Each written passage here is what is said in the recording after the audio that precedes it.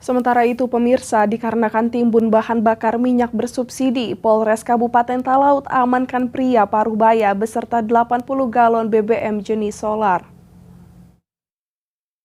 Berdasarkan laporan warga atas indikasi tersebut, Polres Kabupaten Talaut melakukan pengembangan serta penyelidikan dan hasil sebanyak 2.750 liter atau sekitar 10 drum bahan bakar minyak jenis solar bersubsidi diamankan petugas di salah satu rumah milik warga yang ada di Kelurahan Melongwane pada Senin 5 September 2022.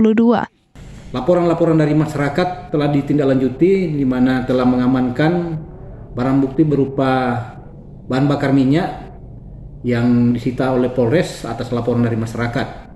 Dan itu terjadi di wilayah Melongwane di salah satu kecamatan di mana para pelaku saat ini telah dimintai keterangan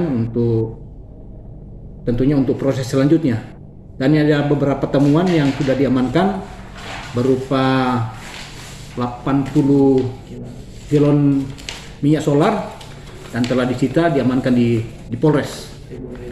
Dan tentunya ini menjadi suatu penyampaian kepada masyarakat bahwa di tengah pemerintah menggalakkan untuk masalah penimbunan ataupun kelangkaan BBM akan diproses sesuai hukum yang berlaku. Dan ini kami juga sampaikan kepada masyarakat, jangan sampai mencoba-coba untuk melakukan hal-hal yang akan merugikan masyarakat Talaut dan merugikan secara pribadi dari yang bersangkutan. Sementara itu, pelaku berinisial PA, 60 tahun warga Kelurahan Melongwane saat ini sedang dimintai keterangannya. Sedangkan barang bukti sebanyak 80 galon BBM jenis solar bersubsidi tersebut saat ini telah diamankan di Mapolres Kabupaten Talaut untuk proses pemeriksaan selanjutnya. Dari Talaut, Alfred Tumanung melaporkan untuk Kawanua TV.